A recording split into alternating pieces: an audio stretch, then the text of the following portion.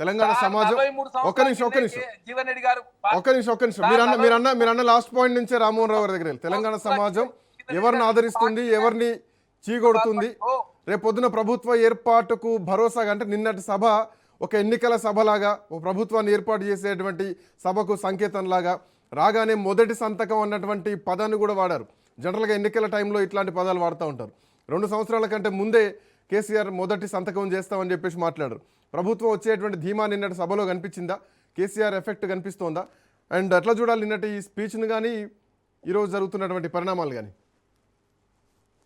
శ్రీకాంత్ గారు, మీకు మిత్రుడు వెంకటేశ్వర గారికి, చరణ్ కౌశిక్ గారికి, రాజ్ న్యూస్ ప్రేక్షకులు నమస్కారం. నమస్తే అండి. ఎన్నికలు వచ్చేంత, అంటే రేపో ఎల్లుండి ఎన్నికలు ఉంటే ఇప్పుడు తమిళనాడు, మా పశ్చిమ బెంగాల్ ఎట్లా ఉందో మన రాష్ట్ర పరిస్థితి అట్లాగే ఉంది.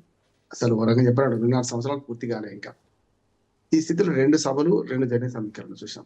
అవును, అలిశెట్టి ప్రభాకర్ కవితతో మొదలుపెట్టిన కేసీఆర్ అద్భుతమైన స్పీచ్ ఇచ్చారు కాదు. కాకపోతే ఆ స్పీచ్ లో అంతా కూడా అదే చరణంగానే ఉన్నది. వాళ్ళు ఏం చేశారు, మేము ఏం చేశాం, వాళ్ళు ఏం చేస్తున్నారు ఇప్పటిదాకా అని. అదే అది పెద్ద గతంలో అంత పస కానీ గతంలో అంత పంచులు కానీ కనపడలేదు. ఎందుకు కనపడలేదంటే, నేను ప్రజా సమస్యల మీద బయటకు వచ్చినప్పుడు ఒక రకంగా ఉంటుంది, ఇట్లాంటి ప్రత్యేకమైన అకేషన్స్ వచ్చినప్పుడు ప్రత్యేక సందర్భం వేరే ఉంటారు. ఏమంటే జీవన్ రెడ్డి గారి చేరిక కంటే ముందు 2 సార్లు బయటకు వచ్చారు. అప్పుడు వేరుగా ఉంటారు. అది కూడా ఎందుకంటే ఒకసారి ఏమో మొత్తం వరదలు వచ్చినప్పుడు ఖమ్మం, వరంగల్ జిల్లాలు తిరిగారు. వెంకటేశ్వర గారు బాగా తెలుసు, అప్పుడు తిరిగినారు. 2వ సారి కూడా ప్రభుత్వం మీద విమర్శలు పెట్టారు, చేశారు. ఇంకా హనీమూన్ పీరియడ్ అయిపోలేదు అనుకుంటున్నారు ఆ కేసీఆర్. మొదలు 6 నెలలు ఓపిక పడదాం, 6 నెలల తర్వాత చేద్దామన్నారు. ఓపిక పట్టింది ఎవరంటే కడిమి శ్రీహరి, పల్లారాజేశ్వర రెడ్డి, ఇద్దరు కూడా. ఒక ఆయన ఈ పార్టీలో ఉన్నాడు, ఒక ఆయన పార్టీ మారిన అంతే తేడా. 3 రోజులు ప్రభుత్వం పడిపోతుందని చెప్పారు. పల్లారాజేశ్వర రెడ్డి అన్నారు, కడిమి శ్రీహరి అన్నారు. నేనప్పుడు ఎన్నికైన ప్రభుత్వానికి నిజంగా కేసీఆర్ గారు అన్నట్టు 6 నెలలు టైం ఇస్తా అన్నాడు. మంచిది, 6 నెలలు పోయి 2.5 సంవత్సరాలు ఇచ్చాం. 6 నెలలు పోయి ఇప్పుడు మళ్ళీ 2 నెలలు అయింది కూడా. కనుక ఇప్పుడైనా సరే బయటకు వచ్చి మాట్లాడడం మంచిది కాదు. ప్రతిపక్ష నాయకుడిగా, నిర్మాణాత్మక ప్రతిపక్ష నాయకుడిగా తన సూచనలు ఇవ్వాలి, కాదట్లేదు. ఇటుపక్క కూడా నేను 2 అంటున్నాను. ఈ సభ ఎందుకు పెట్టిండ్రు అనే ప్రశ్న ఒకటి ఉంటే, రైతు బంధు రిలీజ్ మాత్రం డేట్ మొదలే ప్రకటించారు. చరణ్ బాగా తెలుసు, అంటే 20th ఏప్రిల్ మేము రెండో విడత ఒకటే దానికి ఇస్తాను అనేది. విడత అంటే వేరు, విడతలు అంటే 2 విడతలు ఎగ్గొట్టారు. ఇప్పటికీ ఈ విడతలో ఎకరం వాళ్ళకి వేసాలందరికీ 2 ఎకరాలు 3 ఎకరాలు వరుసగా వేసుకుంటూ వాల్సి ఉండే. మరి ఇవాళ డేట్ మాత్రం ఆల్రెడీ ప్రకటించిన డేట్, కొత్తది కాదు. 20వ తారీఖు మనకు 2వ కిస్తీ వేస్తామని ప్రకటించింది. కానీ కాళేశ్వరం రిపేర్ పేరు మీద పెట్టుకోవడం అనేది సేమ్ బహానా. ఆ ఉద్దేశం అంటే కేసీఆర్ సభకు ప్రత్యామ్నాయానికి అనే ఉద్దేశం పెట్టుకున్నారు అంటున్నారు. అది సక్సెస్ అయిందా సార్? అది ఏమన్నా తేడా కొట్టిందా? ఎందుకంటే ఒక మహావృక్షం కింద అది సాధ్యమా అన్నటువంటి ప్రశ్నలు కనిపించాయి నిన్న సభ చూసి. అధికార పార్టీకి ఉంటది కదా శ్రీకాంత్ గారు, అధికార పార్టీకి అడ్వాంటేజ్ ఉంటుంది. జన సమీకరణకు మందు తీసుకురావడానికి రకరకాల అన్ని హంగులు వాడుకుంటారు. ఇటుపక్క మాత్రం జీవన్ రెడ్డి గారు అభిమానులే కాదు, కేసీఆర్ గారు ముఖ్యంగా టీఆర్ఎస్ ప్రయత్నాలు లేకుండా ఒక్క జీవన్ రెడ్డి గారు ఎంత పెడితే అంత సభ సక్సెస్ కాదంటున్నాడు. ఖచ్చితంగా జీవన్ రెడ్డి గారి మన ఎఫర్ట్స్ తో పాటు ఆయా ప్రాంతాల్లో ఒకనాడు మన తెలంగాణ, మన జగిత్యాల జైత్రయాత్ర పోల్చడానికి వీల్లేదు. జగిత్యాల జైత్రయాత్ర వేరు, ఆ ఉద్యమం వేరు, ఆ కథ వేరు. అది కూడా నేను చరిత్ర చెప్పాను నిన్న. అందుకని ఏమంటానంటే, ఇవాళ ఈ 2 సభలు కూడా ప్రజల అభిప్రాయాన్ని కూడగట్టుకోవడానికి ప్రతిపక్షంగానేమో బీఆర్ఎస్, అధికార పక్షంగా కాంగ్రెస్ ప్రయత్నం చేసినాయి. రైతులు తప్పేం లేదు, ప్రజల అభిప్రాయాలు కూడగట్టుకోవాల్సింది. కానీ చాలా ముందస్తుగా కోయిల ముందే కూర్చుంది అన్నట్టు ఇంత హంగు ఆర్పాటం ఇప్పుడు అవసరం లేదు అంటున్నాను. చేయాల్సిన టైం ఉండే. కానీ 2 ఉన్నాయి. ఒకటేమో ఇక్కడెక్కడ కేసీఆర్ గారు మాత్రం ఎక్కడ పరుష పదాలలో వ్యక్తిగత దూషణ చేయలేదు. సాధ్యమంత నాకు తెలిసి ఎక్కడ కూడా రేవంత్ రెడ్డి గారి పేరు తీయలేదు. నిన్న పేరు తీస్తారేమో అనుకున్నాం. ఎందుకంటే జీవన్ రెడ్డి చేసిన కామెంట్స్ ఏంటంటే రేవంత్ రెడ్డి పోవాలి, కేసీఆర్ రావాలన్నటువంటి స్లోగన్ ని కేసీఆర్ కొంత మార్చి చెప్పారు.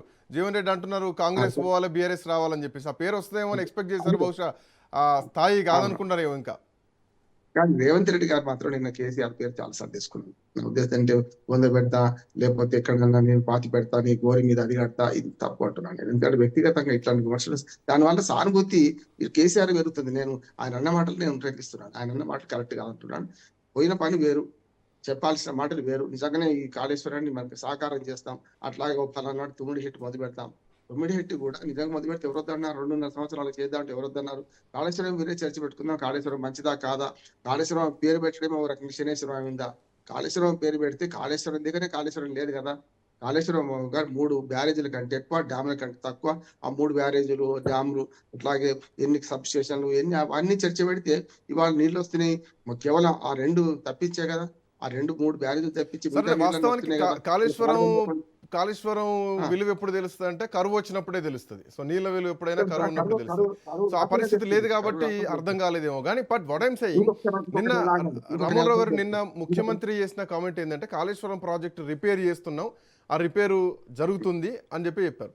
బట్ ఇదే రిపేరు ఎన్డీఎస్ఏ రిపోర్ట్ వచ్చినాక ఇమ్మీడియట్ అని చెప్పేసి దాంట్లో మెన్షన్ చేస్తే అప్పుడే చేయకుండా 2.5 సంవత్సరాలు ఎందుకు కాలయాపన చేశారు? ఇది కాంగ్రెస్ పార్టీకి ఇది బూమరాంగ్ అయినట్టు ఏం కనిపించట్లేదా నిన్నటి ఎపిసోడ్ చూస్తే? ఖచ్చితంగా అర్థం. నేను మీరు అడిగింది మొదట్లో ఏమన్నదంటే నీళ్లు నింపకండి, ఆపినాక టెస్ట్ చేస్తామండి. నిండుగా నీళ్లు ఉన్నప్పుడే మొట్టమొదటి రిపోర్ట్ ఏది ప్రభుత్వం బీఆర్ఎస్ ప్రభుత్వం అధికారం ఉన్నప్పుడే నిండుగా నీళ్లు ఉన్నప్పుడు లోటు తెలవకుండా ఎట్లా రిపోర్ట్ ఇచ్చినట్లు లెక్క. అప్పుడు నీళ్లు ఖాళీ చేయమన్నారు. మొత్తం 3 బ్యారేజ్ నీళ్లు ఖాళీ చేసింది. ఖాళీ చేసిన తర్వాత తెలిసినాక 6 నెలల లోపల ఇప్పటికి దాదాపు 18 నెలలు అయిపోయింది రిపోర్ట్ ఇచ్చి. దీన్ని బాగు చేయొచ్చు. 2 పిల్లలు కుంగిపోయి 85 పిల్లలు ఉంటే 6వ బ్లాక్ లో 2 పిల్లలు కుంగిపోయినాయి, కూలిపోలేదు, వాటిని రిపేర్ చేసుకోవచ్చు అని చెప్పి ఆనాడు ఎన్డీఎస్ఏ రిపోర్ట్ ఇచ్చింది అంటున్నాను. ఆ రిపోర్ట్ ఆధారం చేసుకుని ఇప్పటికీ బాగుపడి 2 వర్షాకాలం పోకపోయేది కదా. ఒక వర్షాకాలం పోయింది ఎట్లా ఆయన 2వ వర్షాకాలంకి 3వ వర్షాకాలం రాబోతుంది. ఇప్పటిదాకా ఆగడం మాత్రం కరెక్ట్ కాదు. ఇప్పుడు రిపోర్ట్ ప్రకారం చేస్తా అంటున్నా. 2వ ప్రకటన కూడా నేను ఊహించిన ఏది తమ్మిడిహట్టి దగ్గర. నిజంగా చెప్పానంటే తమ్మిడిహట్టి దగ్గర ఇప్పుడు ఇదే సభ తమ్మిడిహట్టి దగ్గర పెట్టి అక్కడ ఒక ప్రారంభోత్సవం చేసుకున్నాం, శంకుస్థాపన చేసుకుంటే మంచిగా ఉంటుండే, కొత్తది బానే ఉంటుండే. ఆదిలాబాద్ జిల్లాకు 2 లక్షల ఎకరాలకు నీళ్లు ఇచ్చే పరిస్థితి ఉంటుండే. ఇది కొత్త ప్రాజెక్ట్ మొదలు పెట్టామని ఉంటుండే కదా.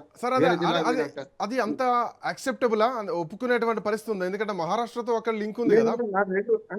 రెండు అప్పుడు అవ్వ కావాలి బువ్వ కావాలి ఉంటుండే. ఒక మాట చెప్తున్నావు, మనం అన్ని తల్లి అమ్మమ్మ అడిగిందట, బిడ్డ సకినాలు తింటావా, సద్యాన్నం తింటావా, లేకుండా ఉడకనమై ఆగుతావా అని. తెలంగాణ సమాజం ఎప్పుడు ఈ 3 తింటా అంటది. మనవాడు ఏం చేస్తున్నాడు కొంటే మనవాడు అమ్మమ్మ కంటే నేను సకినాలు తింటా, సద్యాన్నం తింటా, ఉడకనమై దాకా ఆగుతా అంటాడు. నేను ఉడకనమై ఆగుతా అంటున్నాను. నేనేమంటా అంటే మీరు ఉడకనం తయారు చేయండి. ఇప్పుడు 2 సకినాలు సద్యాన్నం అయిపోయింది అనుకోండి, ఏది కాళేశ్వరం వల్ల. మీరు తమిళనాడు చేస్తే ఎవడొద్దు అంటాడు? కొడుకును కంటే అంటే కోడలు ఉంటే వద్దంటదా? ఒకటే మాట, 2 సభలు కూడా పోటాపోటీ జరిపినరు. ఎన్నికల సభలు గావివి ప్రజలు నిర్ణయిస్తారు. ఇప్పుడు 10 ఏళ్ళ అధికారం ఉన్నట్టు రేవంత్ రెడ్డి అంటున్నాడు, వచ్చే అధికారం మాదే అంటున్నాడు కదా.